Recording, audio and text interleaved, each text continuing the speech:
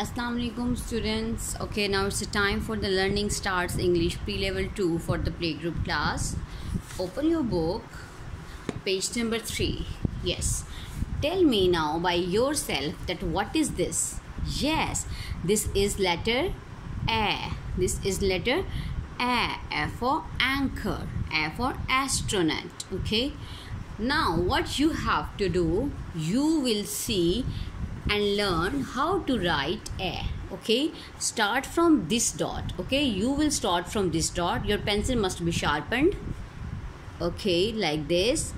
Touch the upper line, round, round, round, round. Touch the lower line, round, round, round. Right, like this. Okay, you don't have to attach the with this dot. Just make a round and a small straight line that touch the two ends. Okay, same like this you will learn how to write A. Okay parents, no like this, you will not like this. Okay, this is wrong. Okay, how to write again, start from the dot, touch the upper line,